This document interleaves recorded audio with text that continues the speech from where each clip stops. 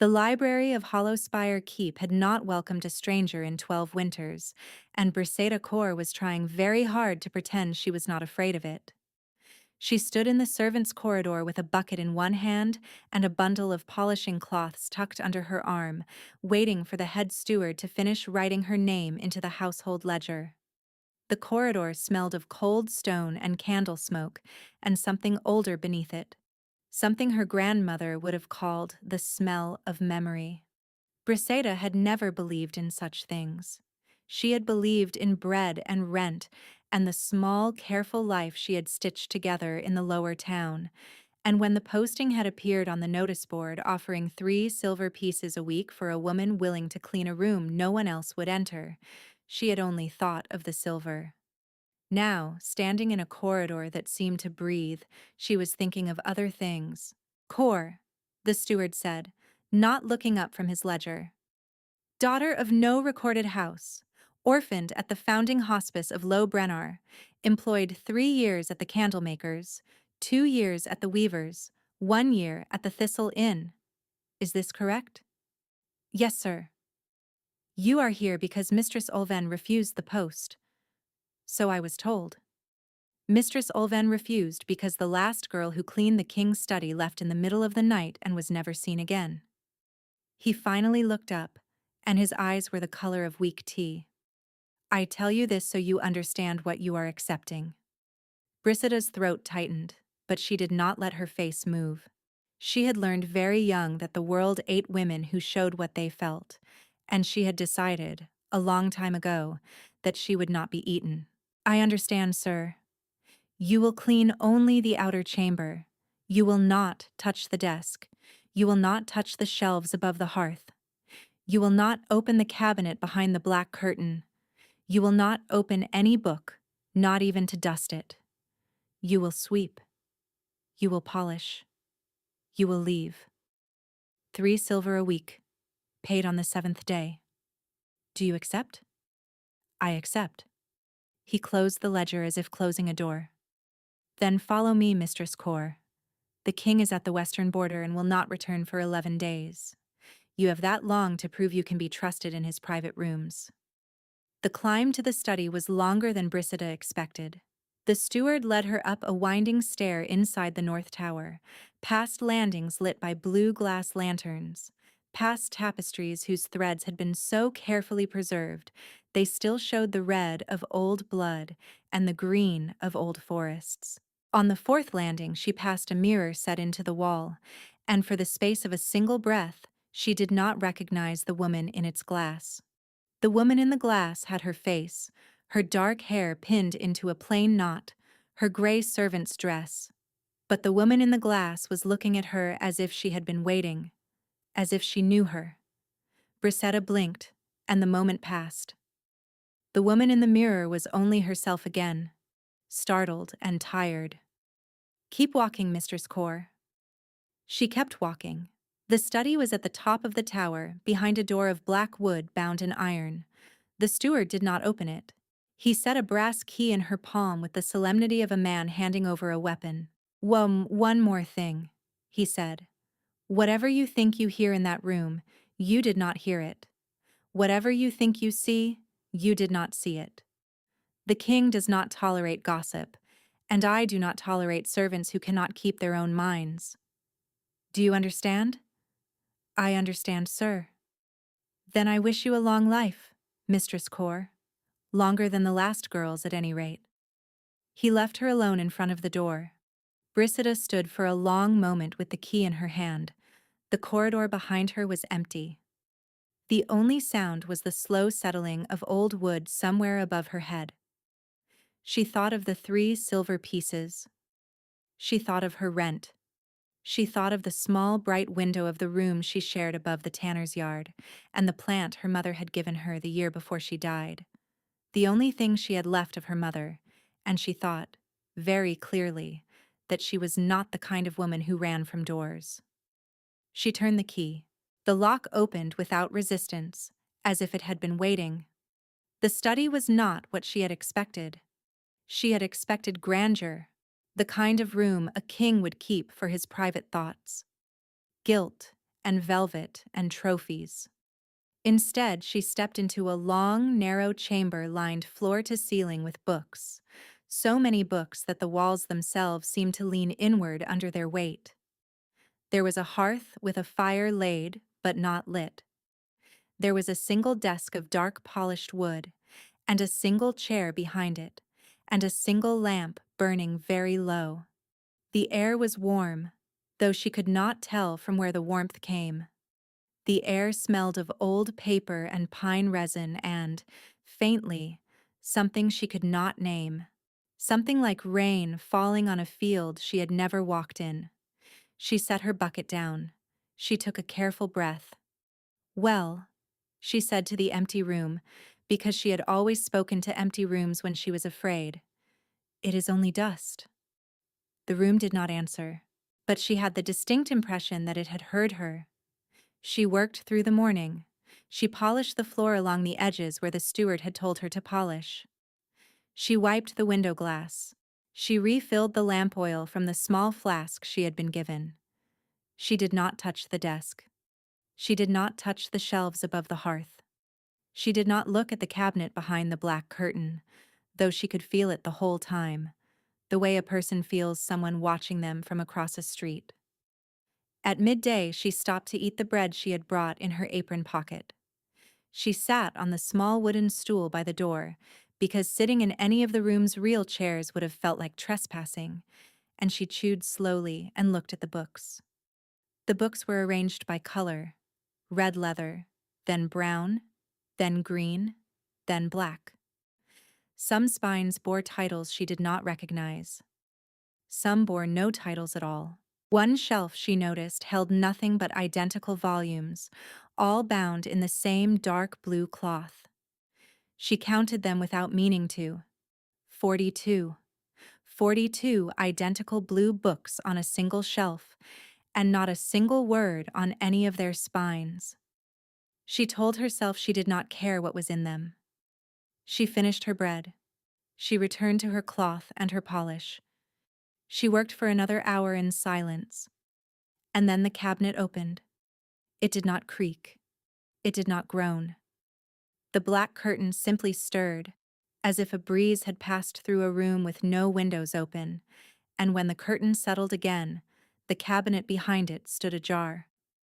Briseida froze with her cloth against the floor. She knew, with the part of her mind that had kept her alive through 3 hungry winters, that she should close the cabinet and say nothing and leave. She knew the steward had warned her.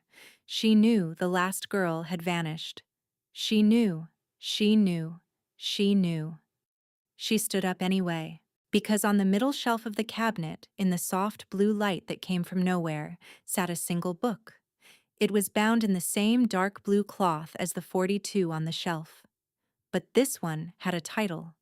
The title was pressed into the cloth in silver thread, and it was not in any language she had ever seen, and yet, as she stepped closer, the letters moved.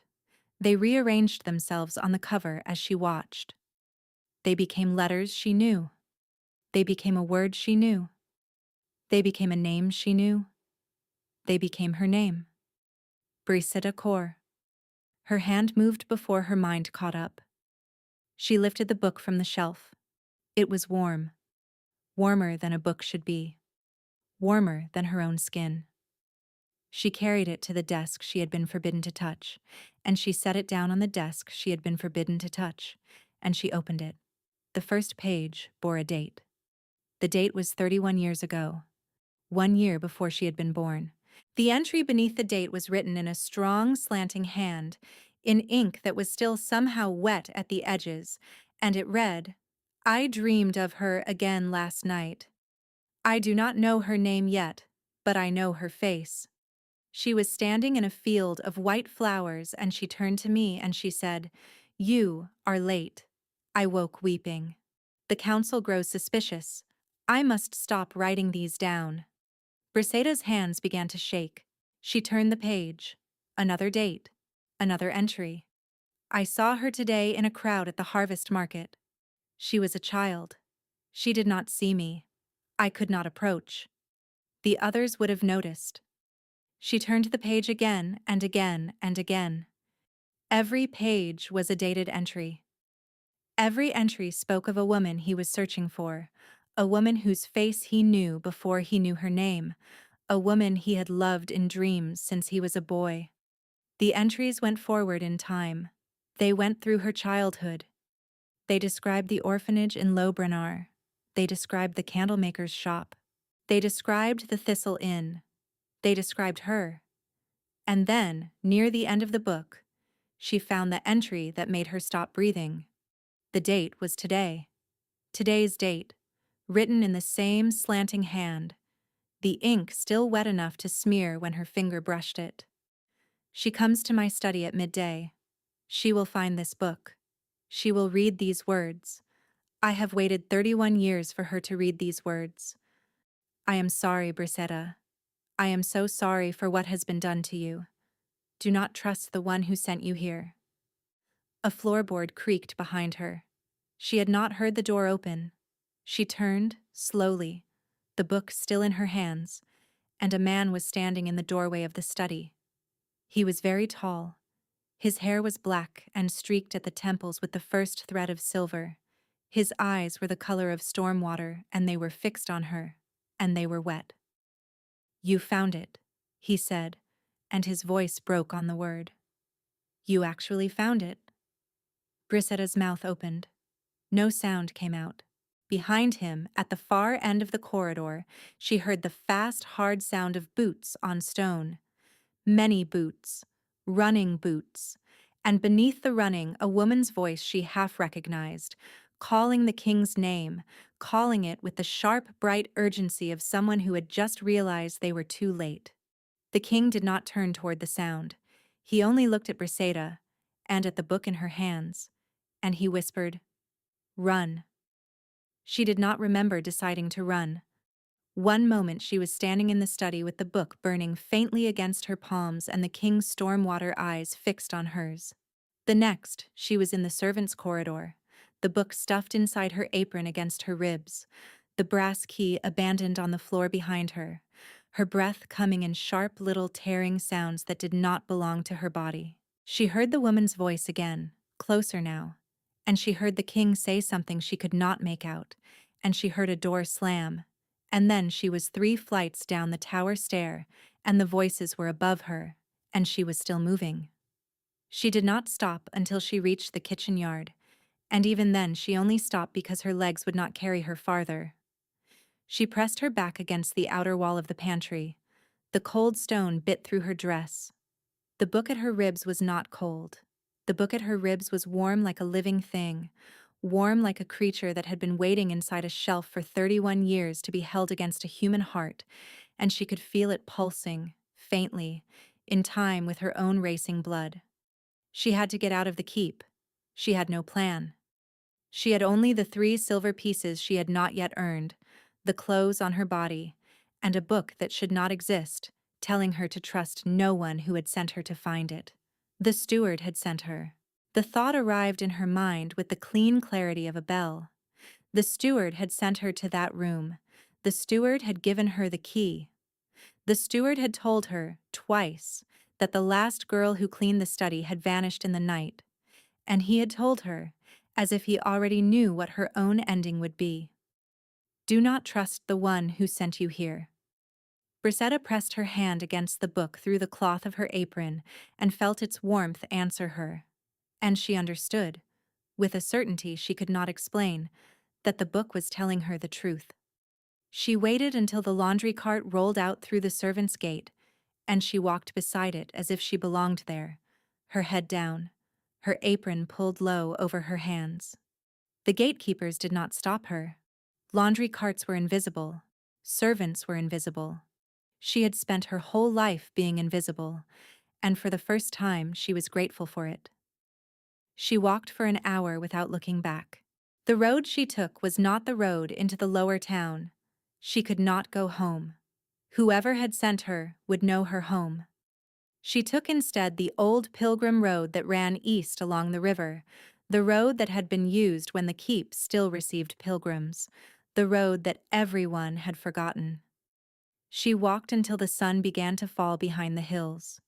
She walked until her feet were bleeding inside her shoes.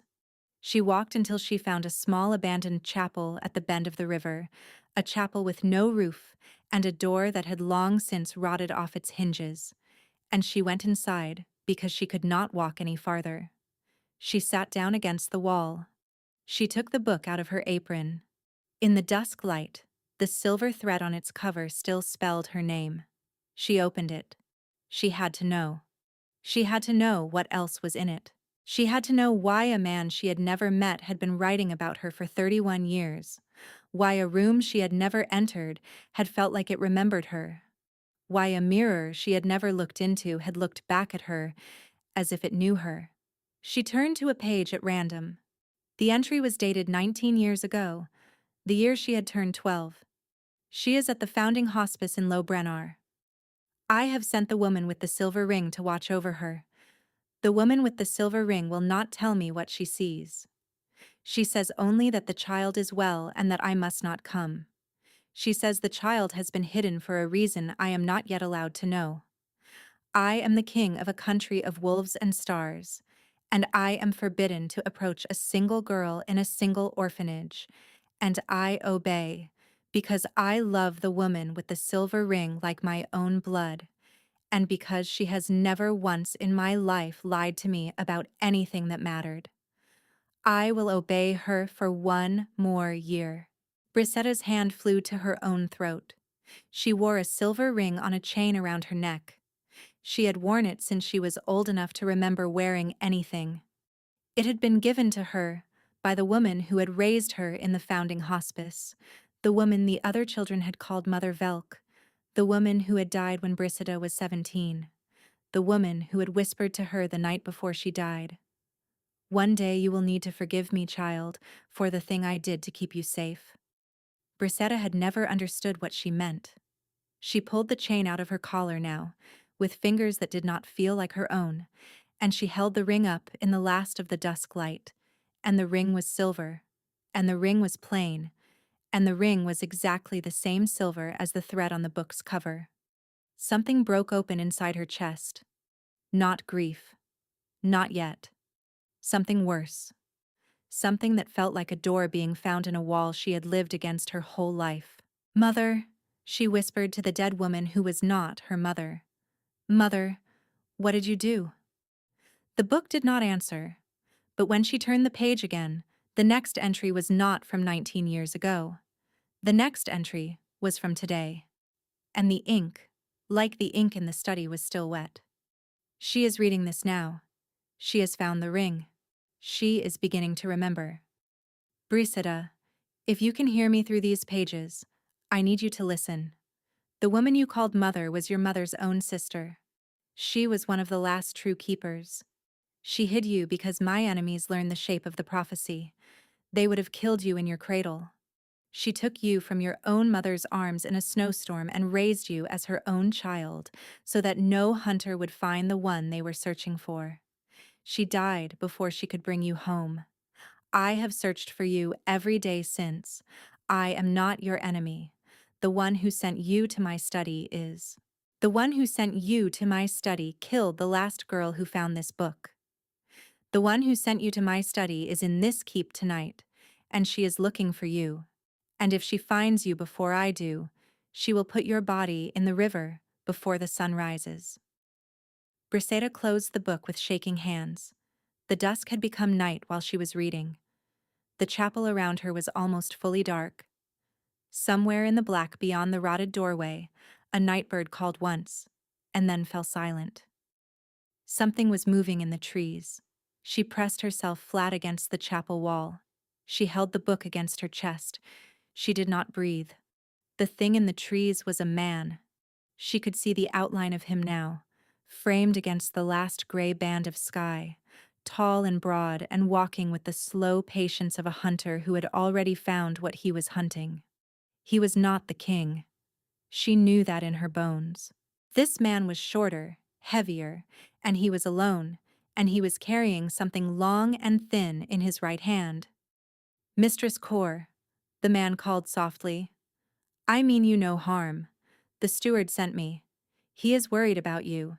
He only wants the book returned. Come out, child. Come out, and everything will be made right. Brisetta did not move. The man took another step toward the chapel. And then, from the road behind him, a second voice spoke, low and steady and very close. Step away from the door, friend. I will only ask once. The man with the thin weapon froze. Brisetta turned her face slightly to see through the gap in the wall, and she saw, standing on the old pilgrim road in the last blue light of the evening, a woman she did not know. The woman was tall. The woman wore a traveling cloak over what looked like a soldier's coat. The woman had silver in her dark hair and a long silver ring on the smallest finger of her left hand, and her eyes, when they caught the last light, were green as winter moss. "Who are you?" the man with the weapon said. "I am the keeper who should have gone to the founding hospice 31 years ago, instead of my sister." The woman answered, "Step away from the door or I will put you in the river myself." The man with the weapon laughed. It was an ugly laugh, short and dry. "The king does not know you are here," he said. "The king is still in his study, weeping over a book. By the time he realizes his little cleaning girl has fled with his life secret, she will already be floating." "Ah," said the woman in the road. "So she did send you?" "Yes." "Then I was right to come." The woman moved faster than Brisetta could follow. There was the sound of steel meeting steel. Once, and then a second time, and then a soft, heavy sound like a sack of grain falling from a cart, and then silence. Brisetta stayed pressed against the wall of the chapel, the book against her ribs, her breath held so tightly her chest hurt. "Child," the woman called gently, "you can come out now." Brisetta did not move. "My name is Vera Kaur," the woman said. "I was your mother's sister. The woman you called Mother Velk was my sister too, and so your aunt as well. My sister was the keeper who raised you. I am the keeper who was meant to bring you home. I failed for 31 years, and I will not fail tonight. Come out, Brisetta. Please. We have very little time." Brisetta stepped slowly into the doorway of the chapel. The woman on the road lowered the blade in her hand. Her eyes, even in the dimness, were kind. "Oh, child," she breathed. "You look so much like her." "Like who?" Brisetta whispered. "Like your mother." Brisetta's knees almost gave. She caught herself against the doorframe. "The steward," she managed. "The one who sent me. Who is she? The book said she. Who is she?" Vera Kaur's face went still. "She is the regent of Hollowspire," Vera said quietly. "She is the woman who has sat at the king's right hand since he was a boy. She is the one who raised him after his parents were killed. She is the one he loves like a mother. And she is the one who has been hiding you from him for your entire life, because if you ever took your rightful place beside him, she would lose everything she has spent her life building." Brisetta opened her mouth. She did not have time to speak, because the trees on the far side of the pilgrim road had begun to move, and out of them, one by one, stepped 7 figures in long gray cloaks, and each of them carried a curved blade, and each of them had eyes that caught the starlight wrong, and the one at the center of them, the tallest one, pushed back the hood of her cloak to reveal a face Brisetta had seen every day of the last 11 days. The steward. Except the steward was not a man at all. The steward was a woman with tea-colored eyes and a mouth curving into a thin, unhappy smile, and she said, in a voice Brisetta knew and did not know, "Hello, little mouse. Mother has come to take you home." Vera Kaur stepped between Brisetta and the road. She did it without hurry. She did it the way a woman steps between her child and a cook fire, with a calm that did not belong to the moment, and Brisetta understood, in the half-second it took her aunt to move, that Vera Kaur had been rehearsing this step for 31 years. "Halveth," Vera said quietly, and it took Brisetta a breath to realize her aunt was speaking to the tall figure at the center of the 7 cloaks. "You will not have her." The tall figure answered in the steward's voice, in the voice Brisetta had heard at the household ledger only that morning, in a voice that no longer belonged to any man at all. "You were told to stay in the south, keeper. You were told never to return to this keep. You disobeyed the council." "The council is compromised?" "You know it is." "The council serves the regent." "The regent serves the realm." "The girl is the end of the realm, Vera. She has always been the end of the realm. You know the prophecy as well as I do." "I know the prophecy our grandmother wrote. I also know the prophecy our grandmother was forced to write, and they are not the same." Vera's voice did not rise. It only deepened, the way a river deepens when the wind drops. "Step back, Halveth. Take your hunters with you. I will not ask a third time." The tall figure called Halveth laughed, and in the laugh Brisetta heard the steward, and in the laugh she heard something that was not the steward, something older and colder, and her hand tightened on the book at her ribs until her knuckles went white. 6 against 1, keeper. Even you cannot count that wrong." "I am not counting," Vera said. "I am warning." Then she moved. Brisetta had never seen a person move the way her aunt moved. It was not speed the way a running horse was fast, or a falling stone was fast. It was something else, a folding of distance, as if the road between her aunt and the 7 cloaked figures had agreed for one breath to be shorter than it was. Vera was at the center of them before the nearest hunter had raised a blade, and then there was the bright, sharp music of steel, and then a cloaked figure was on the ground, and then another, and then Vera was spinning back toward the chapel with blood on her sleeve and her silver rings shining and her eyes bright with a fury Brisetta had not known a face could hold. "Inside," her aunt barked, "against the far wall. Do not drop the book." Brisetta obeyed. She stumbled back into the broken chapel, her feet slipping on the fallen stones, and she pressed herself against the far wall where the old altar had once stood, and she clutched the book to her chest. Outside, the sound of fighting was the sound of a storm made of metal. She heard her aunt's voice, short and hard, giving commands to no one. She heard the grunt of a man being struck. She heard the wet sound that followed. She heard, very clearly, the moment her aunt was cut. It was not a large sound.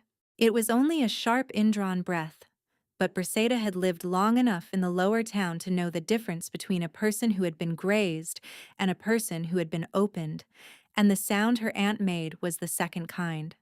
Brisetta pressed her forehead against the cold wall of the chapel and she whispered, to no one, to the book, to her dead mother, to the king she had met for the length of a single sentence.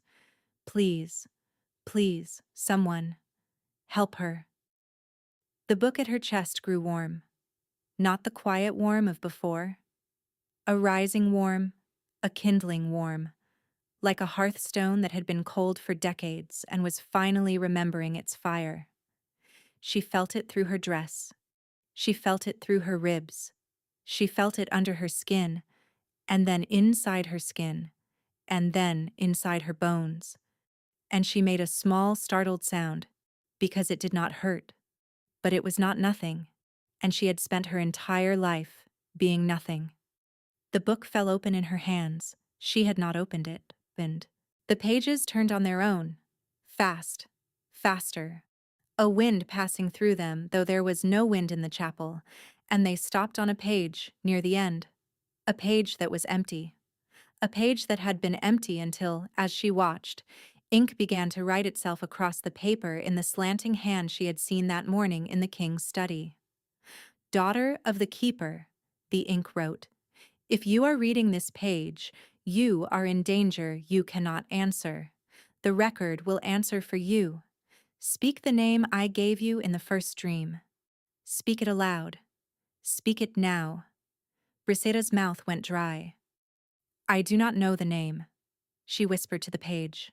"I do not know what you are talking about. I do not know any name." The ink kept writing. "You do." You have always known.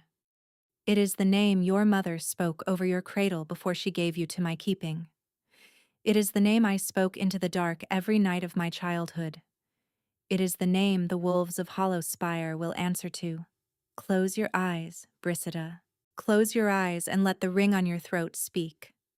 She closed her eyes. The ring against her skin was very warm now.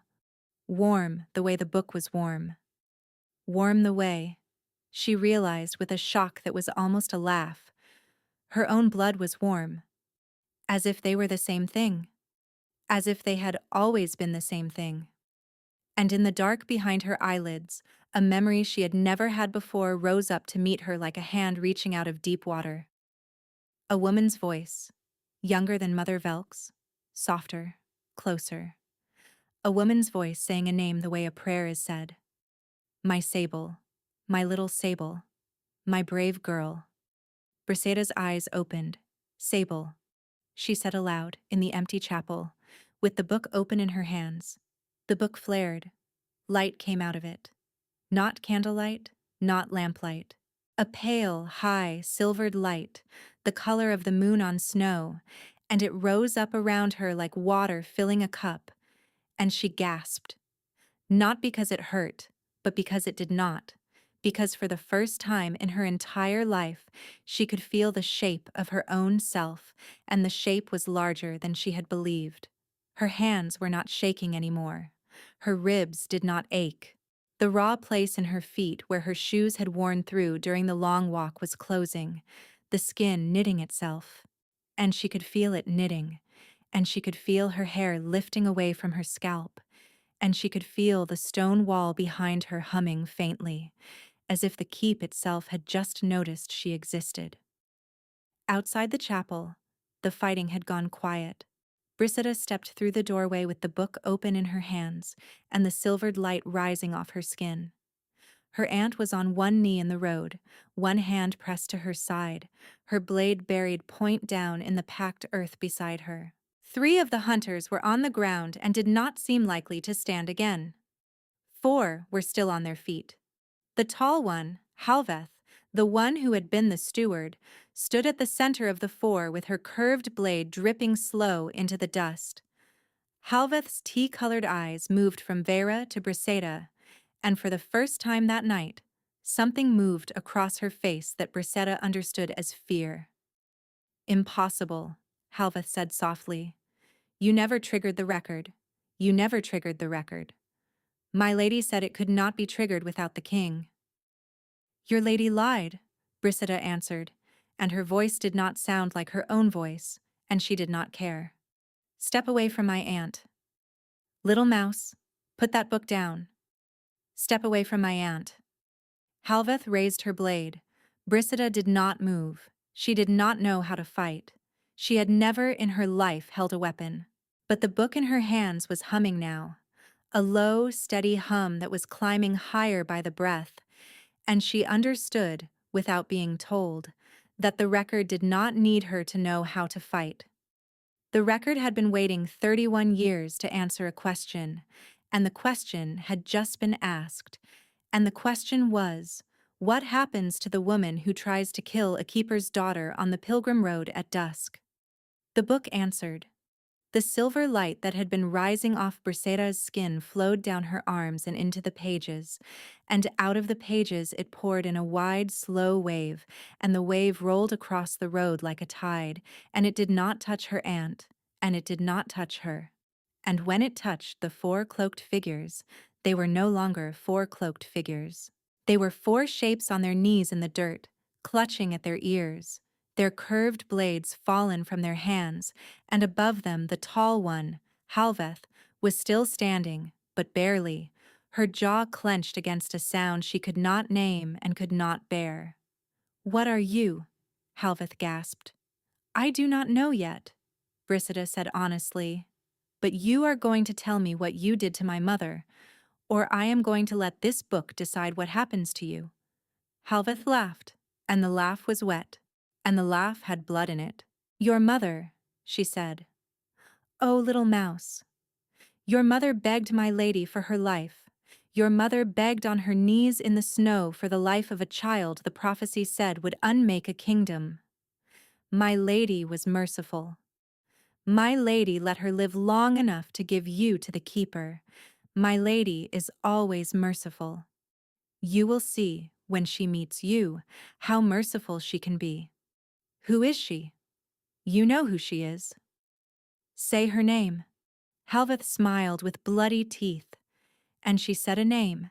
And the name was a name Brisetta had heard every week of her childhood at the founding hospice, spoken with reverence, spoken with gratitude, spoken as the name of the great lady who paid for their bread and their blankets, and the teacher who came on seventh days to teach the orphans their letters, the name of the holy regent who loved all the abandoned children of the realm as if they were her own, the name of the woman who had, according to the hospice sisters, personally chosen the silver ring that Brisetta wore around her throat.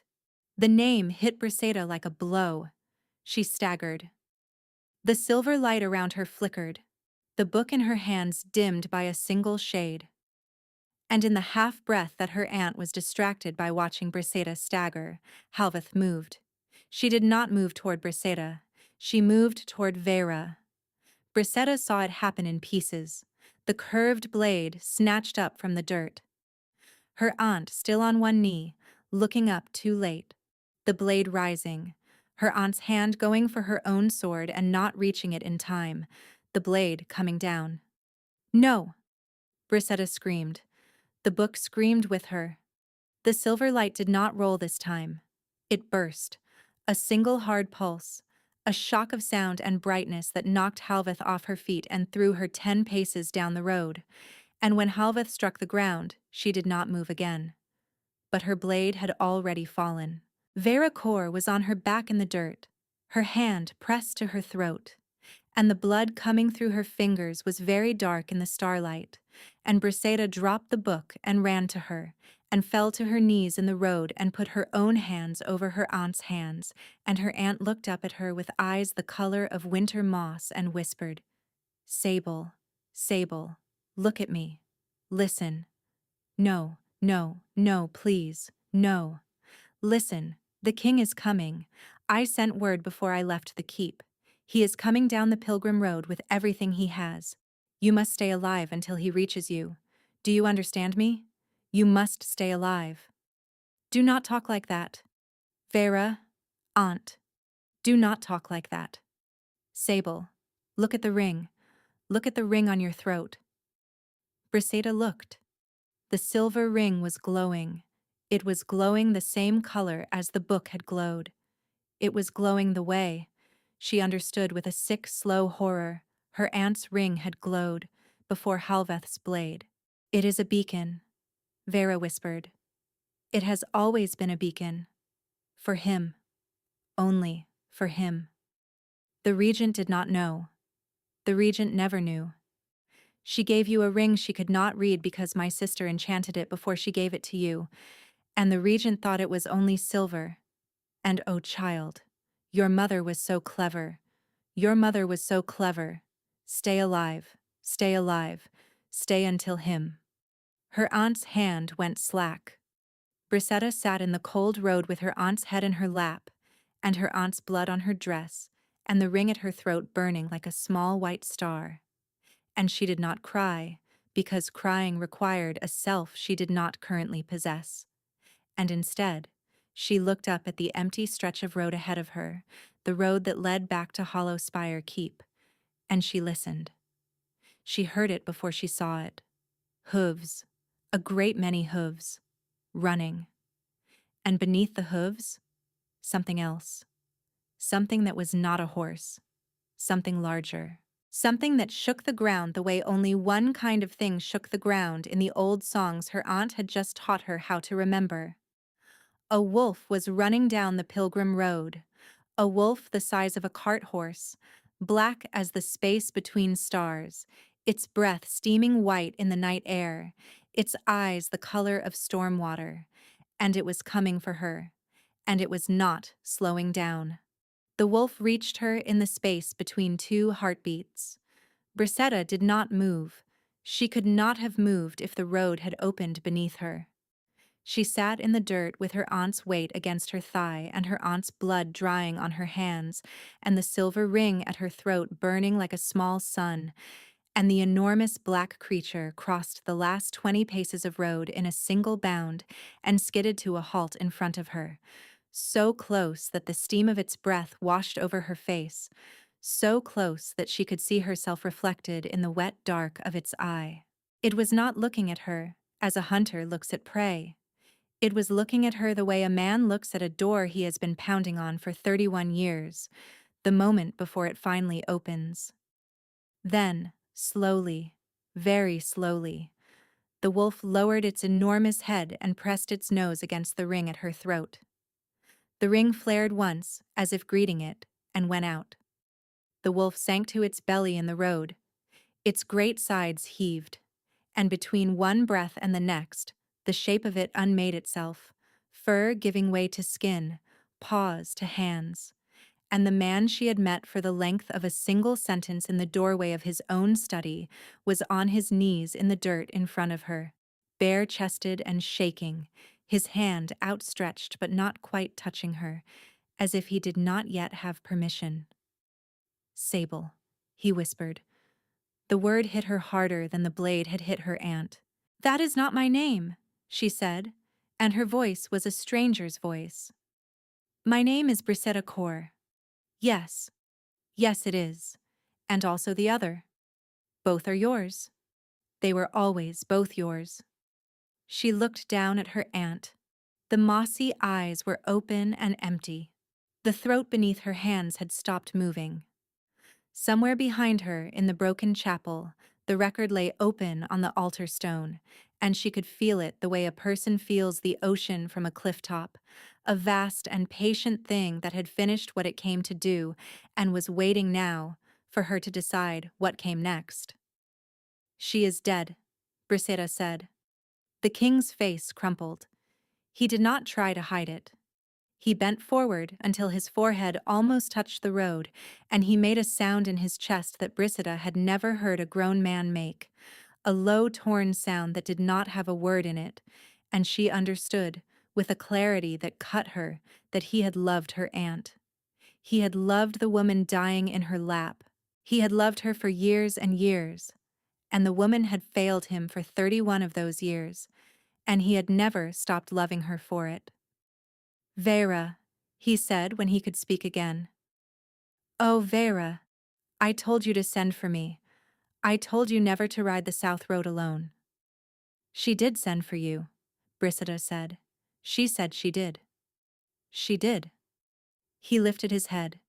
His stormwater eyes were wet and steady. "She sent the falcon an hour after you left the keep. I was already riding. I felt the record wake from the western border. I felt it through my own skin. I was already coming, Brissetta. I would have come even without her falcon. I would have come if I had to crawl." Hooves again, behind him. A company of riders drawing up along the pilgrim road, their horses blowing hard in the cold.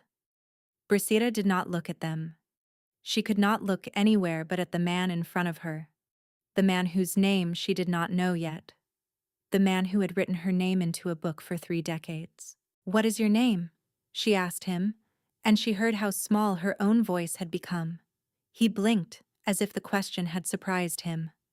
As if, after everything, it had not occurred to him that she did not know. "Roderick," he said.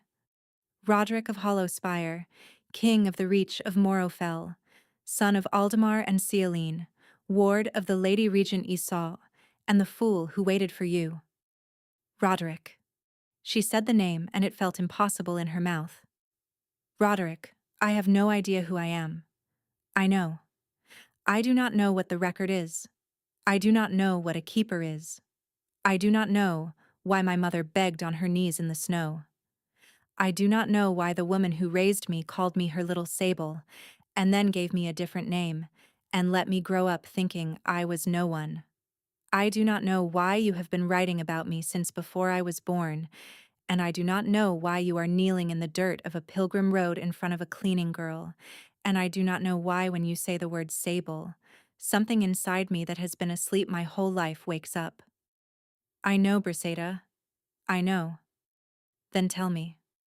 He looked down at her aunt. His jaw worked.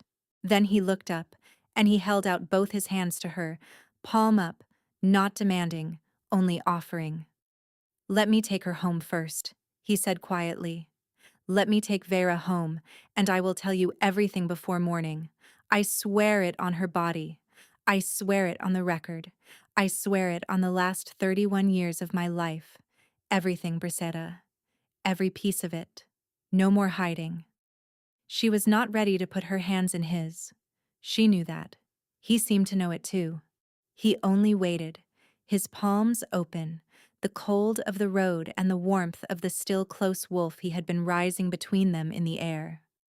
Brisetta looked down at her aunt's face, the face that, she saw now, had her own cheekbones, her own mouth, the face of a woman she had known for an hour and lost for a lifetime. Take her home, she whispered. Roderick lifted her aunt in his own arms. He did not call for any of his men. He did not let any of them touch her. He carried Vera Kaur off the road and laid her in a covered cart one of the riders had brought up, and he spread his own cloak over her, and he closed her eyes with his fingers, and he stood for a long moment beside the cart with his head bowed and his hand resting on her brow. When he came back, he did not reach for Brisetta. He held out his cloak instead, a second cloak, dark wool heavy with his scent, and he draped it around her shoulders without touching her skin, and he asked, "Can you walk, or shall I carry you?" "I can walk." He nodded and did not argue, and something in her chest uncoiled a little that she had not known had been coiled. They did not go back to the keep. He led her instead to a small hunting lodge half a mile off the Pilgrim Road, a two-room building of old timber with a deep hearth and a clean bed and a table, a lodge his riders had already secured and lit and laid a fire in. 4 of his wolves in human form took up stations at the corners of the clearing. 2 went with the cart. The rest rode east under orders she did not hear him give. He did not explain any of it. He only brought her inside and set her at the table, and poured her hot water with honey, and sat down across from her, and began at last to tell her who she was. He started at the beginning. "Your mother was the keeper of the record," he said. "The keepers are a line of women, unbroken back to the first wolves, whose only task is to guard the book you now carry. The book is not an ordinary book. It is a living artifact. It writes itself. It writes what the true king of Hollowspire dreams, and what he remembers, and what his mate is feeling, wherever she is in the world, from the moment she is born. A true king has only one mate, Briseda. Only one. For generations my line has been guessing, choosing from among the daughters of the great houses. But once in a great while, the record names her. The record is never wrong. The record named you 1 year before you were born. In the first entry. In the first entry, I was 5 years old when the keeper came to my father's court and showed him that entry. I did not understand it then, but I felt something when she read your name aloud. Something turned on inside me and did not turn off. My father was overjoyed. He promised the keeper that the moment the girl was found, she would be brought to the keep and raised as my sister until we were old enough to marry. And then, his face darkened, and then my father and mother were killed. I was 9 years old. A hunting accident, the court said. A wolf gone mad, the court said. I believed them. Everyone believed them. Everyone except the Lady Regent Isou, my father's cousin, the woman who was named my guardian the day of the funeral. Isou did not believe it. Isou wept in my arms and swore to me that she would find out who had done it. Isou raised me as her own son. Isou taught me to rule. Isou loved me, Briseda. She loved me. I was never in any doubt that she loved me. He stopped. He looked into the fire. His hand on the table between them was shaking. But she did it, Briseda said softly. She killed your father and mother. I did not know. I swear to you, I did not know. Not for years. Not until 3 months ago, when one of her old handmaidens died and left me a sealed letter with her confession in it. The handmaiden had helped Iso prepare the horses the day of the hunt. Iso had killed my father and mother to make herself regent. Iso had known the record named you. Iso had known that if the named mate were ever brought to the keep, the keepers would return to power, and the regent would be nothing. Iso had sent her own agents to hunt you before you were born. Your mother fled the keep with you in her womb, and went into the south, into Vera's care. Vera's sister, the woman you called Mother Velk, hid you at the founding hospice in Lobrenar the night you were born, and told Isal, with a steadiness I do not think I could have managed, that the child had died on the road. Isal believed her. Isal believed her for 31 years. Isal sent coin to the founding hospice every year in gratitude for the great kindness of raising the realm's abandoned children. Isal chose the silver ring herself for the infant girl who had been born the same night my named mate had died. Isal never knew, Brisida. Not until 3 weeks ago. Not until one of her own agents in Lobrenar recognized the ring. The posting, Brisida whispered. The posting at the notice board. Was her. Yes.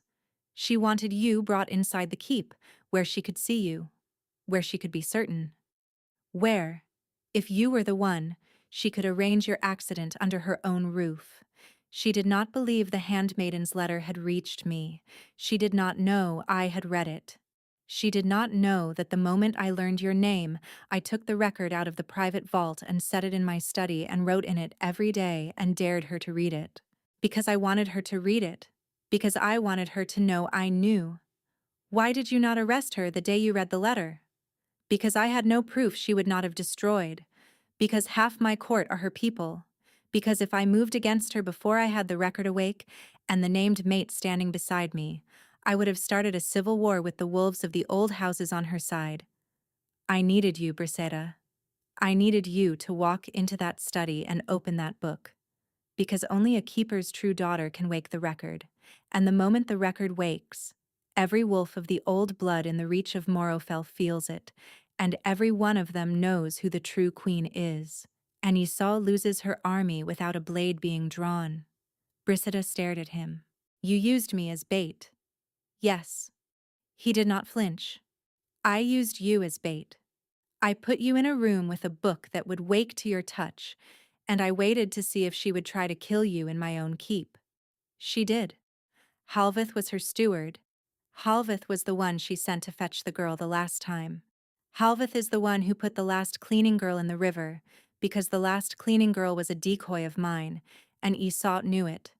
And Halveth is the one who followed you to the pilgrim road tonight. You were never alone in that study, Brisetta.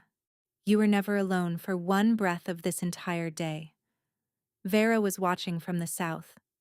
My wolves were watching from the forest. I was riding from the western border. I would have died before I let Halveth reach you. She reached my aunt. Yes. His voice broke on the word. Yes, she did. Because I was 10 minutes too slow, and your aunt was too brave. And the record took 6 more breaths than I had planned for it to take, and I will carry that 10 minutes for the rest of my life, Brisida. I will carry it. I am not asking you to forgive it. I am telling you the shape of it, so that you know exactly who I am before you decide what to do with me. She sat in silence for a very long time. Outside, the wolves in the clearing did not make a sound. Inside, the fire cracked once and settled. You have been writing about me for 31 years, she said finally. Yes. Did you love me before you knew me? I loved the shape of you before I knew your name. I loved your name before I knew your face. I loved your face before I knew your voice. And I love your voice, Briseda. I love it already. I have loved it since you said to an empty room this morning, well, it is only dust. She put her face in her hands. She was not crying. She was past crying. She was in the place beyond crying, where a person simply sits and lets the shape of a new life settle around them like snow. I need time, she said. You have it. I need to sleep. The bed is yours. I will stay in the other room. Roderick. She lowered her hands. He looked up at her. The firelight caught the first silver thread at his temple. When you said my name in the doorway of your study, when you said, you actually found it. Why did you say it like that? Because, he said, and his voice was very soft. I had written in the record that morning. She will not find it. I had been writing it every morning for a month. I had been writing it to protect myself, in case she did not. I had been writing it because I could not bear another day of the hope. And then you walked into my study and you walked straight to the cabinet you were forbidden to touch, and the record opened itself in your hands before I could even cross the threshold. And for the first time in 31 years of my life, I was wrong. And I have never, Briseida, been so grateful to be wrong. She looked at him for a long time. Then she stood, and she crossed the small room, and she sat down on the floor by his chair, not touching him, only close, and she leaned her head very carefully against the side of his knee. He did not move. He did not breathe. She felt him not breathe. Do not touch my hair yet, she whispered. Just let me sit here. I will not move, he said, until you tell me to. She closed her eyes. Outside, in the distance, a falcon screamed once across the black sky. The kind of scream that carried a letter. The kind of scream Briseida did not yet know how to read. Roderick did. She felt him go still under her cheek in a new way, a stillness that was not stillness but readiness. And she lifted her head, and she looked up at him, and she saw, on his face, a thing that made the small, fragile thing in her chest clench shut again. What? She said. A bird has come from the keep. What does it say? He rose very carefully so as not to push her head away. He crossed to the door. He opened it. A gray falcon dropped onto the threshold with a small brass tube at its leg, and one of his wolves was already unclasping it. And the wolf read the message, and the wolf's face went white, and the wolf handed the strip of paper to the king, and the king read it. And the king closed his eyes for one long breath, and the king said, without opening them, Iseult has sealed the keep. She has declared me dead. She has crowned herself sovereign in my absence. She has the council. She has the treasury. She has the gates. And she is hanging 30 of my household servants at dawn for treason, beginning with the girl I set to watch over Briseida at the Thistle Inn 3 years ago. A girl Briseida will not remember, but who has been watching over her every day of those 3 years. A girl named Asenka, who is 14 years old. Briseida was on her feet before she knew she had stood. Roderick. He opened his eyes. The storm in them had turned to something harder. We ride in an hour, he said. The hour was the longest of Briseida's life. Roderick moved through it like a man who had been preparing to move through it since he was 9 years old. He spoke quietly to each of his wolves in turn. He sent 2 riders east with a sealed message she did not see. He sent a 3rd north along the river road with instructions to wake every loyal holding between Hollowspire and the sea. He bathed the blood from his own hands in a basin by the hearth and dressed in clean black riding leathers that one of the wolves had brought, and he did all of it with the clean, economical grief of a man who had no time to grieve properly and would only be allowed to later when there were no more living people counting on him. He did not touch Briseida. He did not look at her more than he had to. She understood, without being told, that he did not trust himself to. She was given a traveling dress of dark wool, warmer than anything she had ever owned, and a heavier cloak lined with fur, and new boots that fit her as if they had been cut for her feet. They had been. One of the wolves, a woman with close-cropped gray hair and kind eyes, confessed as much when she laced them for Briseida on the edge of the bed. The king ordered them 3 months ago, mistress, the woman said quietly. He knew you walked a league a day between the Thistle Inn and the Weavers.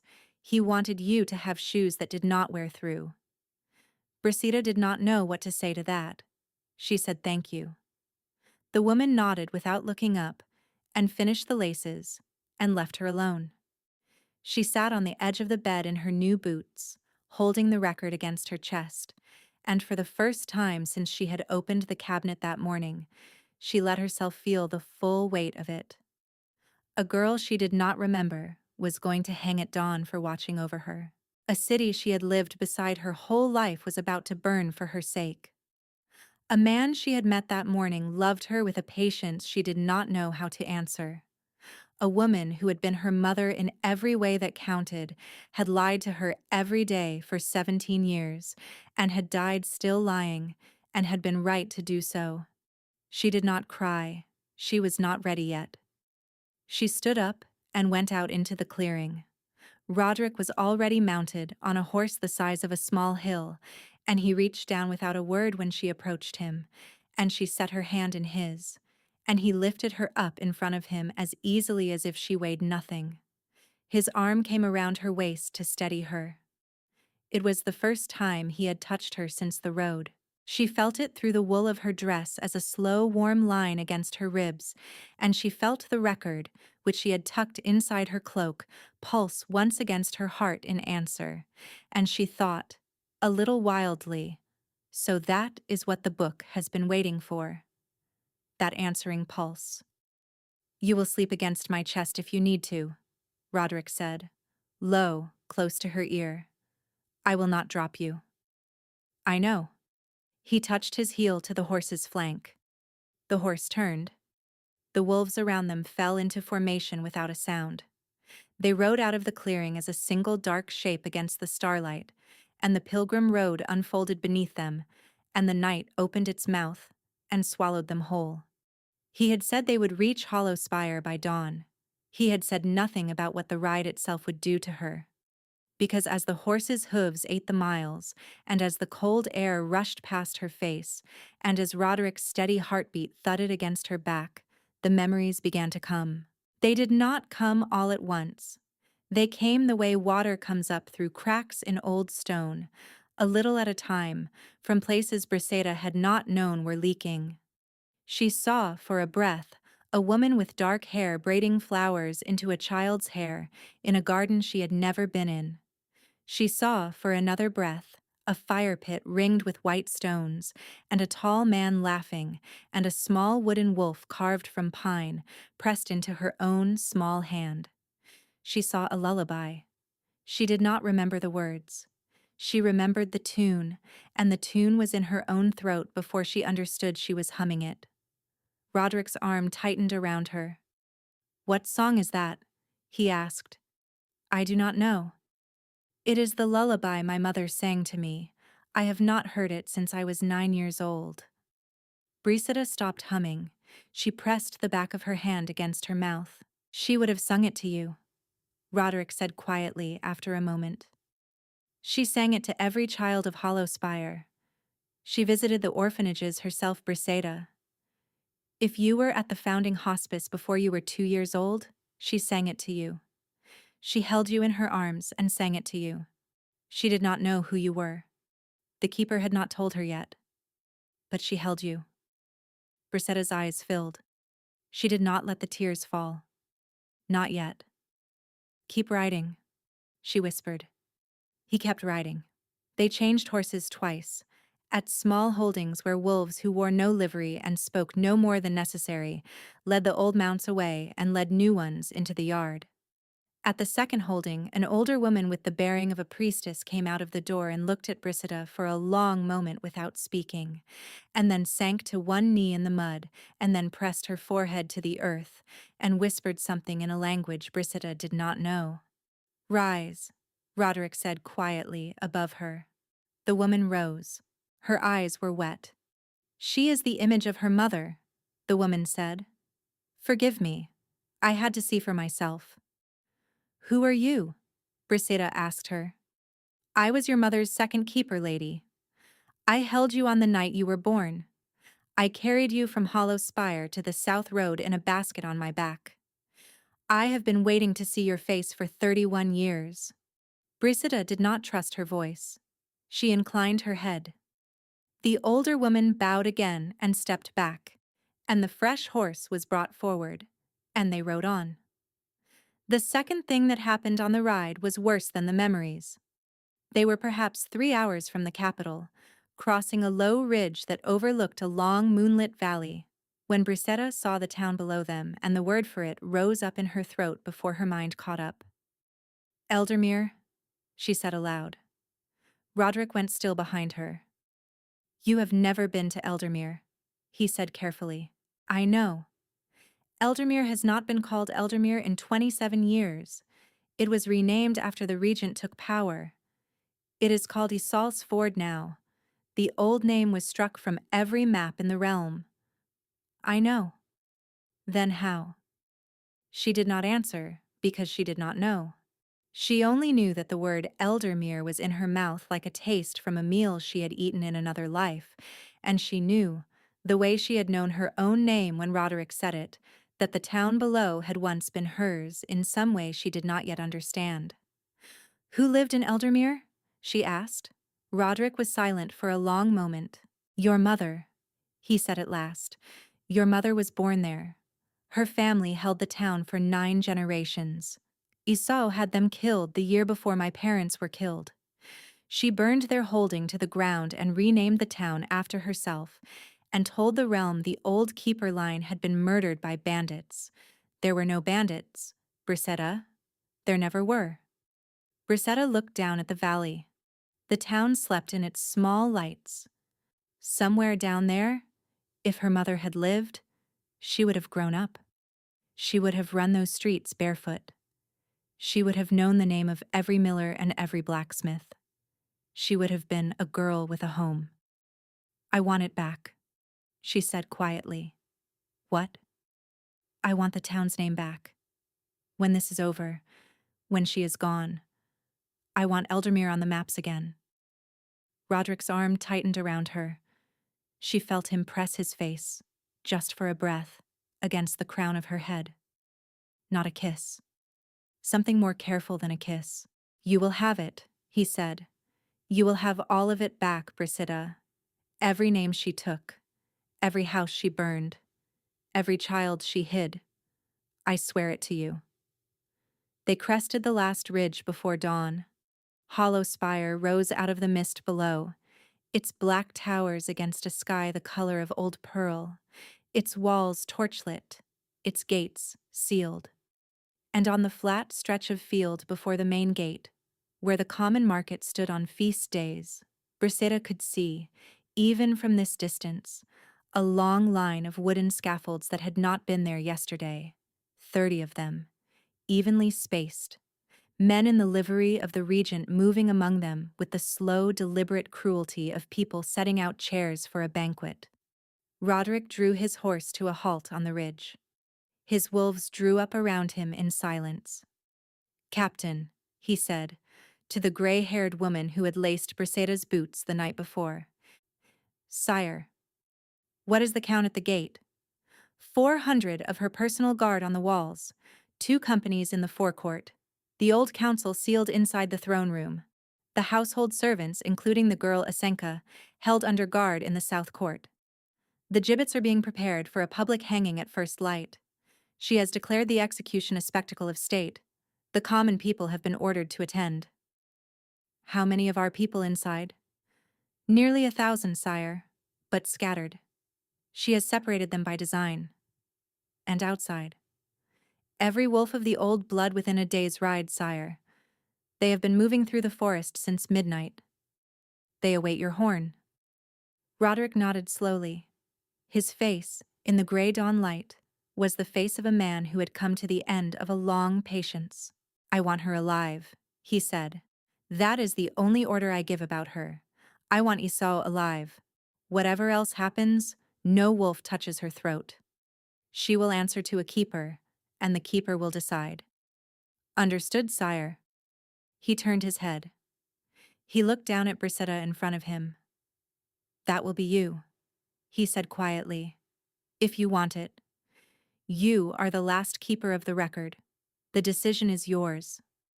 I will not ask it of you if you cannot bear it. But the realm will ask. And it has the right to. Brisetta looked down at the city. She looked at the scaffolds. She thought of a 14-year-old girl she did not remember, sitting in a holding cell under the South Tower, waiting to be hanged at dawn for the crime of watching over her. I will bear it, she said. Then hold on to me.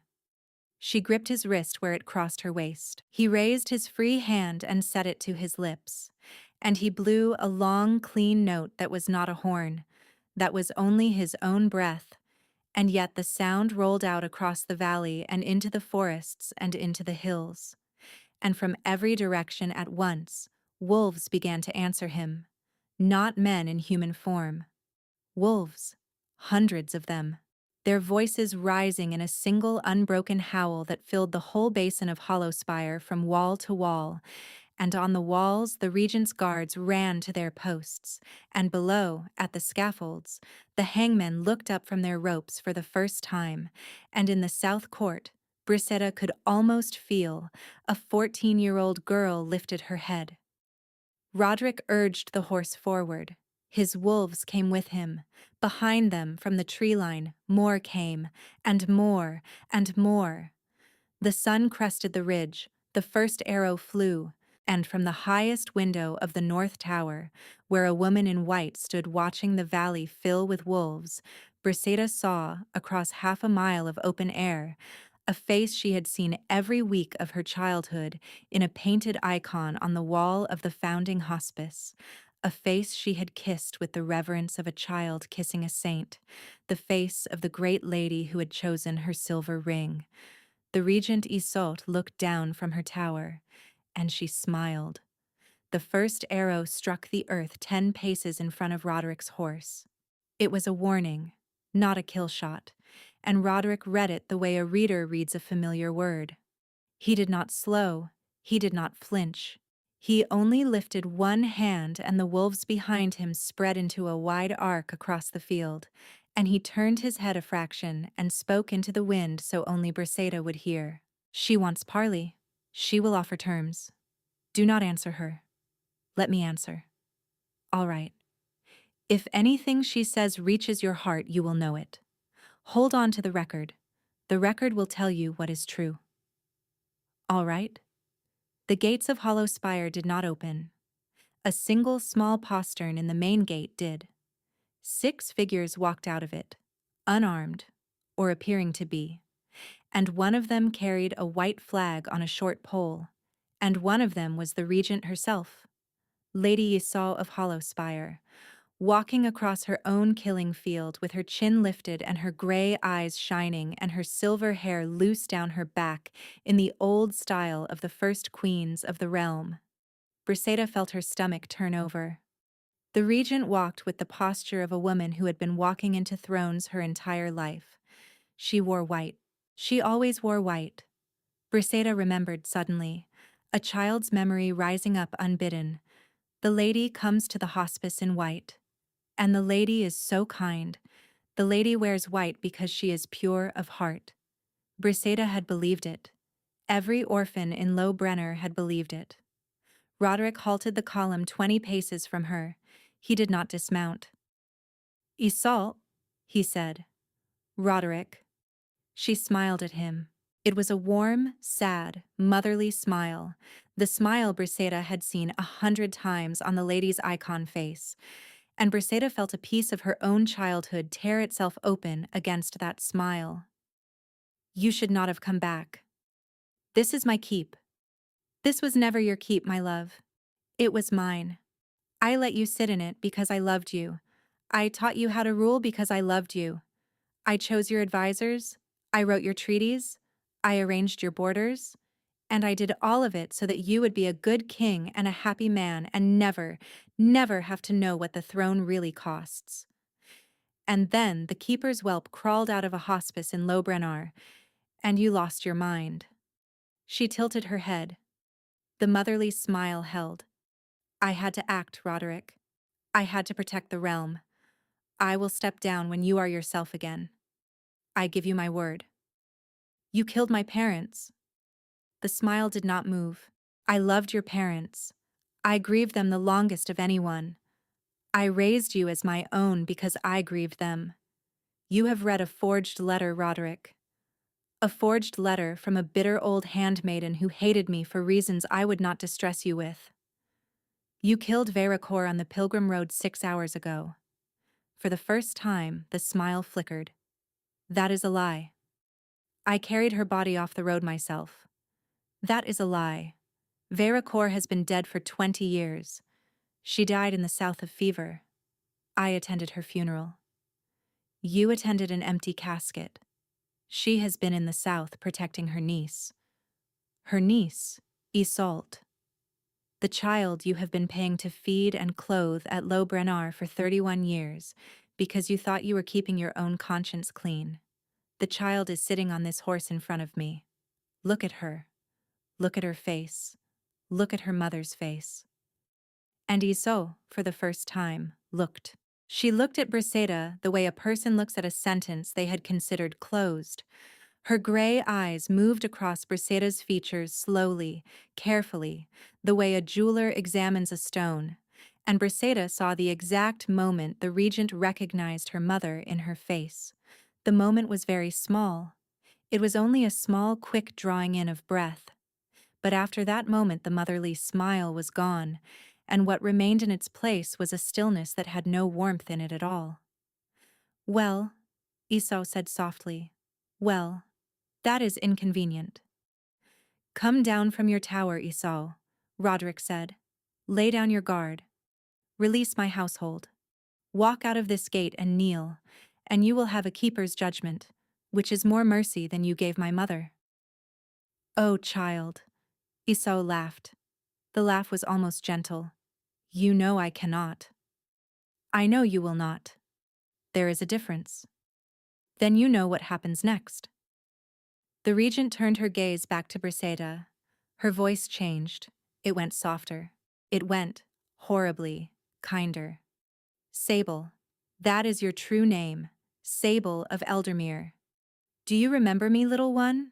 Do you remember the woman in white who came every spring to the hospice, who put a silver ring around your neck when you were 6 years old, who told you that you were loved, that you were precious, that you had a place in the world? Do you remember me, Sable? Briseida's throat closed. Do not listen to her, Roderick said quietly. But Briseida was already listening. She could not help it. The regent's voice was reaching into a room in her head that had been locked since she was 6 years old. And the room was opening, and inside the room was a small girl in a too large dress, kneeling to receive a silver ring from the hands of a lady in white. And the small girl was smiling because the lady in white had told her she was loved. Sable, Isolde said, the man behind you is lying to you. Do not answer her, Roderick said. He is not lying about everything. He is only lying about the part that matters. It is true that I removed his parents. It is true that I have ruled his realm in his name. It is true that I have kept you from him. All of this is true, child. But I did not do any of it out of hunger. I did it because I saw what he will become. I have raised him from a boy. I know him, Sable. I know his weaknesses. He cannot rule this realm without me. He cannot. The moment I step down, the old houses will eat him alive. He will be dead within a year, and the realm will fall into the sea. And you, and whatever child you bear him, will die with him. I did not keep you from him to hurt you. I kept you from him to save him. If you come to me now, if you lay down the record and walk through that gate with me, I will spare every servant on those scaffolds. I will spare him. I will raise your child at my own knee as I raised him. No one will die today, Sable. Not one. Only come. She held out her hand. Briseida felt the record against her ribs begin to shake. It was not a pulse. It was not a warmth. It was a shake. A small, hard shake. Like a small, hard fist pounding against her heart from the inside. And the shake was saying one word over and over and over. And the word was a keeper's word. A word Briseda had never been taught but somehow knew, and the word was false. Her hand did not lift. No, Briseda said. Ha, child. No. Sable, listen to me. You do not know what he is. You do not know what wearing the record will do to you. You are a cleaning girl from a hospice. You have never governed anything. You will break under the weight of it. I am offering to carry it for you. I am offering to let you have a soft life at his side, a warm bed, a child in your arms, a hearth, while I carry the things you cannot carry. I have carried them for his sake for 27 years. Let me carry them for yours. You carried nothing. Brisetta's voice was quiet, but it did not shake. You took. There is a difference. My aunt told me, on the Pilgrim Road, the difference. My mother knew the difference. You burned a town so no one would remember its name, and then you wore the name of the town as your own, and then you gave me a ring and told me I was loved. You are not a mother, Lady Isol.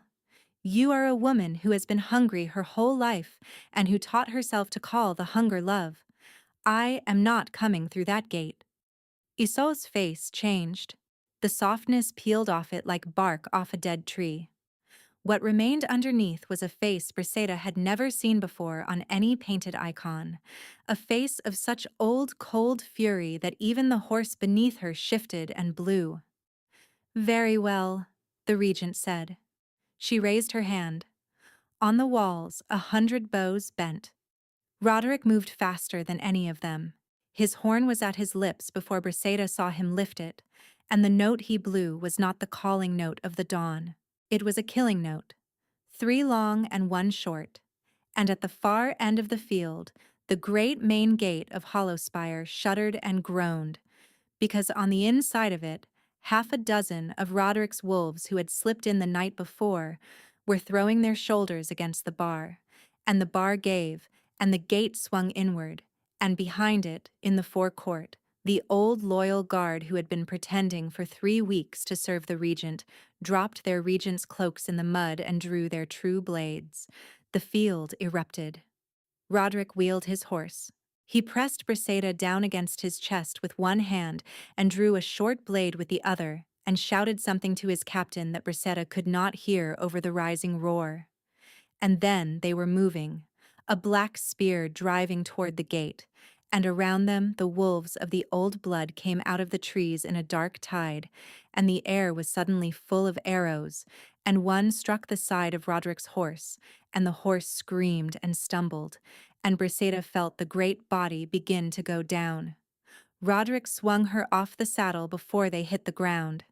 She landed on her feet in the mud because he had set her there, and the horse crashed beside her, and Roderick was still mounted for one breath, and then not mounted. And then he was between her and the wall, his blade up, his body a shield, and an arrow took him through the meat of his thigh, and he did not fall. "Run for the gate," he snarled. No. Briseda." I said no. 2 of the regent's guard broke from the wall and came for them. Roderick killed the first before Briseda had time to scream. The second nearly reached her, and would have, except that the gray-haired captain, the woman who had laced her boots, came out of the smoke at full run and put her sword through him, and then took a blade between her own ribs from a third man Briseda had not seen, and went down without a sound. Briseda fell to her knees beside her. "Stay up," the captain gasped. "Stay up, lady. Do not kneel on this field. Stand up." "I can heal you. The record." "Maybe I can." "No." The woman's hand caught her wrist. The hand was weak already. "The record is not for me. The record is for her. For the one in the tower. Stand up, lady. Look at the tower." Briseda looked up. At the highest window of the north tower, the regent he saw was no longer smiling. She was watching. And in her hand, even from this distance, Briseda could see a long, thin blade, silvered along its edge, the kind of blade that had been forged, in the oldest songs, for only one purpose, a keeper's blade, A blade that could kill the record. A blade that could kill her. The regent turned from the window and disappeared into the tower. Roderick was beside Briseida again, his hand on her arm, his leg bleeding black through his leathers. She is coming down. She will try to reach you before my wolves can clear the keep. I have to hold the court. You cannot stay with me. I need you to go up. Up. To the old chapel on the 3rd level of the North Tower. The record knows the way. It will show you. Go now, Briseida. Go. I will come for you the moment I can. Run. He kissed her. Once. Hard. On the mouth. He did not ask. She did not stop him. She tasted blood and smoke, and the end of 31 years. Then he shoved her toward the gate, and the wolves closed around her like a moving wall, and she was inside Hollow Spire Keep, and she was running up the stone stair she had climbed only the day before, and the record against her ribs was blazing, and she knew, with the sick, cold clarity of a prey animal, that she was running straight toward the woman who had already killed half her family. She reached the 3rd level of the North Tower. The old chapel door was ajar. She pushed it open. The chapel was lit by a single candle. The candle stood on a stone altar at the far end. And sitting on the altar, very calm, very patient, her gray eyes bright, and her long silvered blade resting across her lap, was the Regent Isol. "Hello, Sable," she said. "Come in, child. Close the door behind you." Briseida closed the door. Not because the regent told her to. Because she understood all at once that whatever was about to happen in this chapel was the thing the record had been written for, across 31 years, by a lonely boy who had grown into a lonely king. It was for her. The question was hers. And the answer the record had been waiting its whole life to give could only be given with a closed door. The regent rose from the altar. The blade came up. Briseida opened the record in her hands, and the pages began to burn with silver light, and her skin began to change beneath her dress. And the first low sound that came out of her throat was not a human sound at all. The Regent Iso had been practicing the motion of this blade for 27 years. She did not raise it with the hurry of a hunter. She raised it the way a priestess raises a ceremonial thing, with both hands, with her chin lifted, with an expression on her face that Briseida would remember for the rest of her life as the moment she stopped being afraid of her. Because the expression was not wrath. It was not hatred. It was the small, patient, almost tender expression of a woman who had been waiting for a very long time to finish a piece of work she had begun before Briseida had been born. It was the face of a woman who still, even now, believed herself kind. Briseida did not move toward her. She did not step back. She only stood in the closed chapel with the record open in her hands and the silver light rising out of the pages like breath rising from a sleeper's mouth in cold air, and she looked at the woman who had killed her mother and her mother's family and her mother's town. The woman who had put a ring on her neck when she was 6 years old and told her she was loved. The woman who was about to try very hard to cut her throat.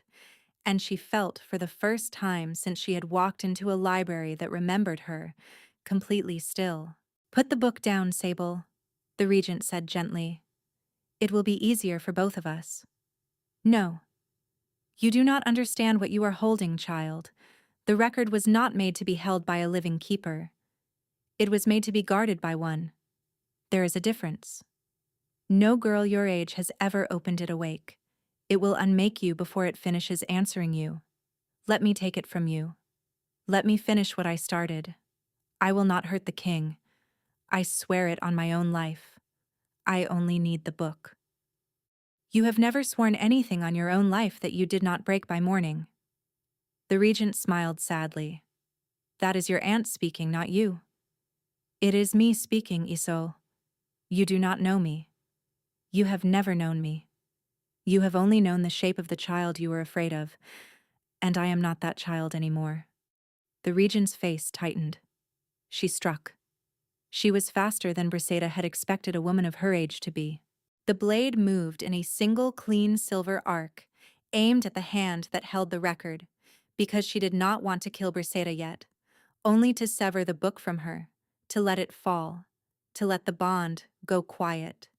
It was a master's strike. It should have taken Briseida's hand off at the wrist. It did not. Because the record had been listening for a long time, and the record had decided, some while ago, that it did not wish to be severed from its keeper today. The silver light around Briseida rose. It did not defend her the way a shield defends. It answered the blade the way an older song answers a newer one, with the calm certainty of a melody that knows itself to be the elder. The keeper's blade struck the light and did not cut it. It slowed. It slowed the way a stone slows in deep water. Isol's arm jerked as she felt the drag, her eyes widening, and in the space of that single surprised breath, Briseida stepped inside the arc of the strike and set the palm of her free hand flat against the regent's chest. She did not know she was going to do it. The record did. Silver light went through her palm and into Isol's breastbone, and the regent made a small, strange sound that was almost a laugh and almost a sob, and her silvered blade fell ringing to the chapel floor, and she sank to her knees in front of the altar, as if her legs had forgotten their purpose. And Briseida knelt with her because her own legs were doing something new as well. Her bones were remembering a shape they had never worn, and the two of them went down together in the candlelight with the record burning between them and Briseida's hand still pressed over the regent's heart. "What are you doing?" Isol whispered. "I do not know yet." "You are reading me." "I think so." "Yes." "Stop. Sable, stop. You are not old enough to read me. You will see things you cannot unsee." "I have already seen everything I cannot unsee, Isolde. I saw it on a pilgrim road 6 hours ago." The regent's eyes filled. It was the first honest thing Briseida had ever seen cross her face. Not pain, not fear. Shame. A deep, old, weary shame that had been sealed under the white robes for most of a lifetime. "I did love him," Isol said. "I did love Roderick. That part was never a lie. You should know that. When they tell the story of me, after today, you should know that I loved him like my own son, and it is not his fault that loving him was not enough to make me a good woman. I know. Do you? I know." Briseida closed her eyes. Under her palm, the regent's heart was beating very fast. A thin old heart. A heart that had been driving a body that had not slept properly in 27 years. And through her palm, the record was flowing into that heart. Not to kill it, Briseida understood, but to read it, to record it, to take down at last the full and true account of everything the regent had done and everything the regent had told herself about what she had done, so that, when Briseida stood up from this floor, the realm would know.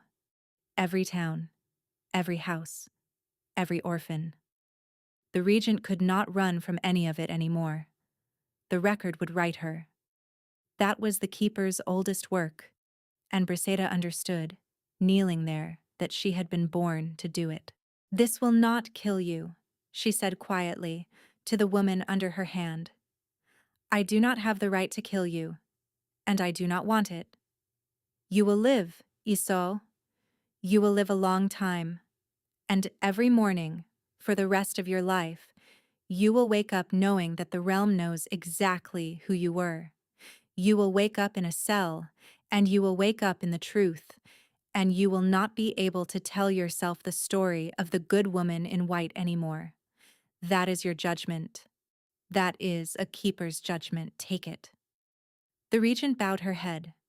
She was weeping by then, silently, her shoulders shaking under her white robes. "Take it, Sable," she whispered. Briseida took it. The silver light flared one final time, so bright that the chapel walls glowed like lanterns, and then it drew back into the record, and into Briseida's skin, and into the silver ring at her throat, and it was done. The regent slumped sideways against the altar. She was alive. She was breathing. She was only, for the first time in 27 years, no longer hiding from what she had done. The chapel door burst open. Roderick was through it before the second of his wolves had cleared the threshold, and when he saw her on her knees in the candlelight, with the record still open in her lap, and the regent fallen and weeping on the altar stone, he did not speak. He crossed the chapel in 3 long, uneven strides, his wounded leg dragging, and he sank to his knees in front of her and took her face in both his hands and pressed his forehead against hers, and his breath was shaking, and his eyes were shut, and he did not speak for a long time because he did not trust himself to. "You are alive," he said at last. "Yes. You did it without me. I did it with you. You just were not in the room." He laughed. It was a broken, small, disbelieving laugh, and he pressed his mouth to her brow, and he kept it there, and she let him. "The keep," she said after a moment. "The scaffolds. Asenka. Held. All of them. The gibbets never went up. The old houses came in behind my wolves the moment the gate fell. Isolde's guard laid down arms when her banner came off the north tower.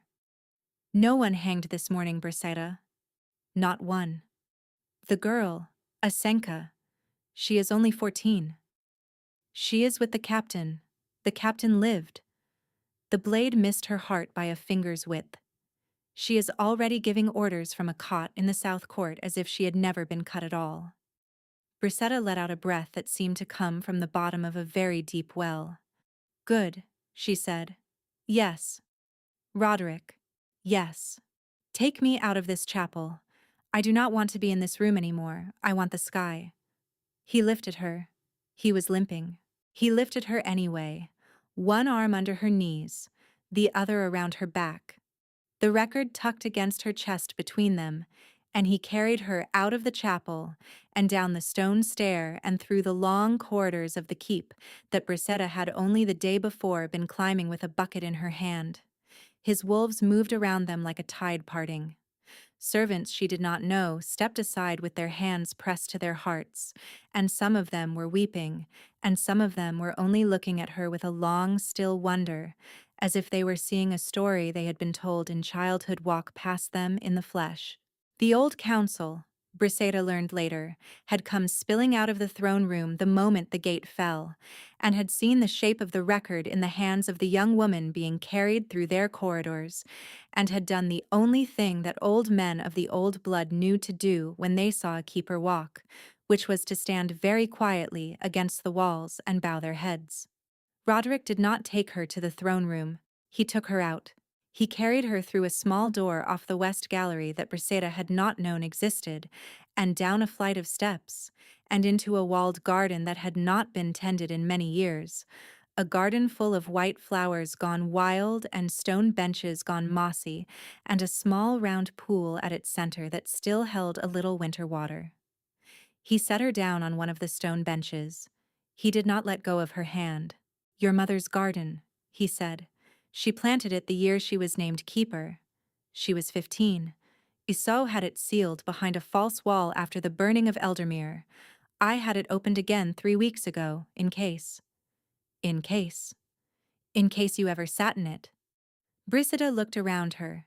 The garden was small and broken and full of weeds, and the white flowers were blooming anyway, out of season, the way white flowers bloomed in the first entry of the record, and she understood, with a quietness that was almost unbearable, that she had come home.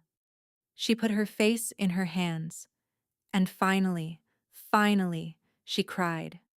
She cried for the woman on the pilgrim road who had been her aunt for one night. She cried for the woman in the snow who had been her mother for a season of a womb. She cried for Mother Velk, who had lied to her every day and loved her every day, and had died still lying, and had been right to.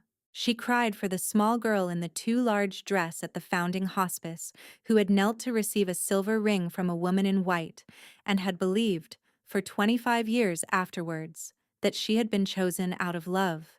She cried for Eldermere. She cried for the town's old name.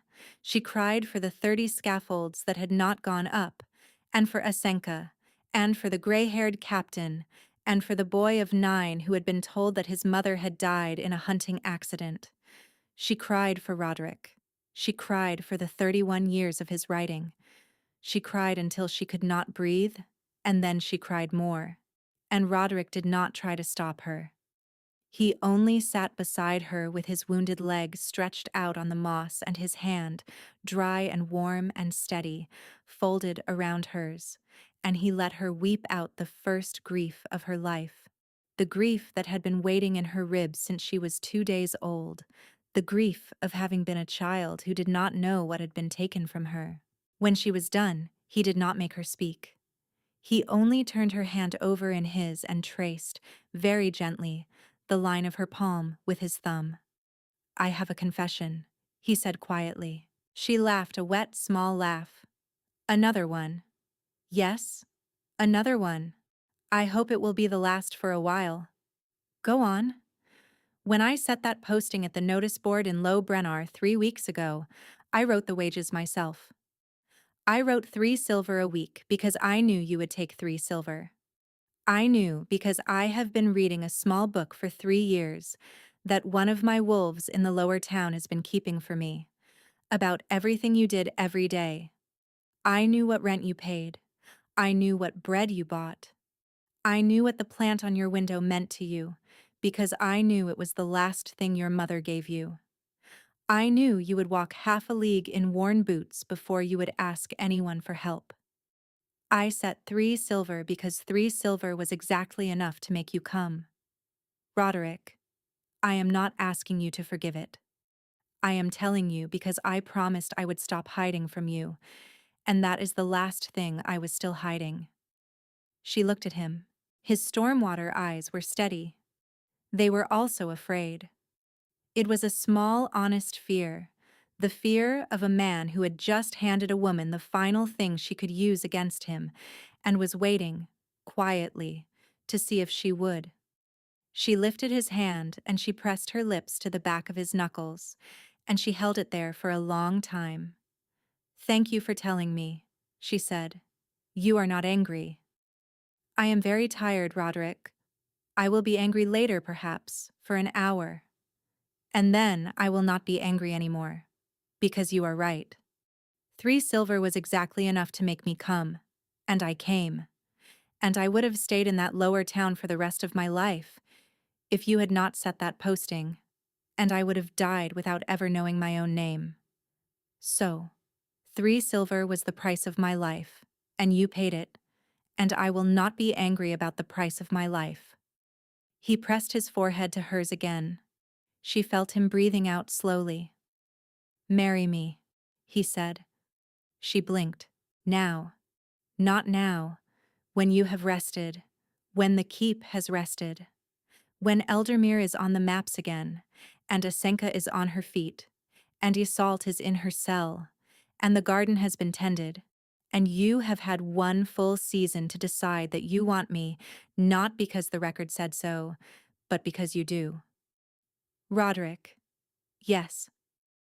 "That is a very long sentence to propose in." "I have been writing it for 31 years. I have had time to polish it." She laughed.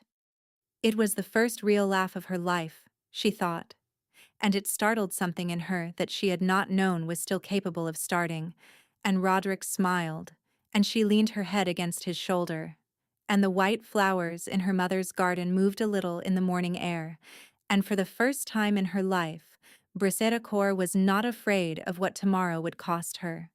They were married in the spring. They did not hurry it. Roderick kept the promise he had made in the garden. He gave her a full season before he asked again. In that season, many things happened. The old houses of the reach of Morofell came one by one to the keep to kneel to the keeper, and Brisetta received each of them in a plain, dark dress with the record open on a table beside her, because she wanted them to understand, from the first day, that the book was why they were there, and not any woman in any particular gown. The regent Iseult was tried before a council of 7 keepers drawn from the southern holdings, and the trial was public, and the record was read aloud over 3 days, and the woman in white did not defend herself. And at the end, she was sentenced to live out the rest of her life in a small stone room in the oldest part of the keep, with one window and a cot, and a fresh copy of the full record placed on a shelf that she would be made to read aloud every morning for 1 hour to a silent keeper for every remaining year of her life. It was a judgment the realm had not seen in 400 years. It was a judgment Briseda had found in a commentary in the back of the record, written in her grandmother's hand. She had copied it exactly. The town of Issaul's Ford was given back its old name. Brisetta rode down into Eldermere herself the day the new signs were set at the gates, and she walked through streets her mother had run as a child, and a baker Brisetta had never met came out of his shop and pressed a small white loaf into her hands and wept without speaking, because his grandmother had served in the house that had been burned, and he had been told the story of the burning every year of his life, and he had been waiting his whole life to give a loaf of bread to the girl who had come home. Asenka, the 14-year-old girl who had been set to watch Briseda at the Thistle Inn, was taken into Briseda's own service, not as a maid, but as a ward. She was too young to have her childhood taken from her any earlier than it already had been. Roderick did not argue. Asenka slept in a small bright room next to Briseda's own, and learned her letters properly for the first time, and, Briseda suspected, would one day be the first keeper of the new line.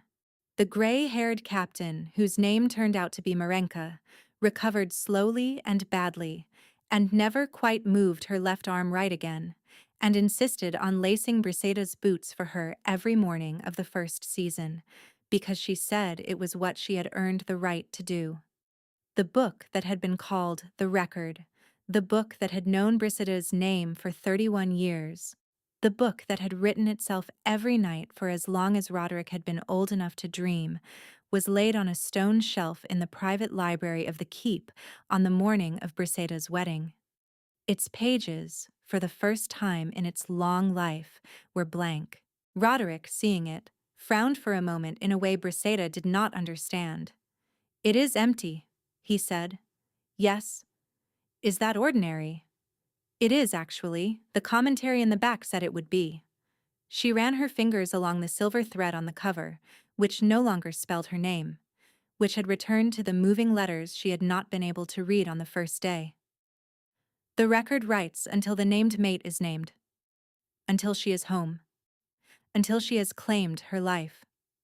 After that, the book sleeps. Sometimes for 1 generation.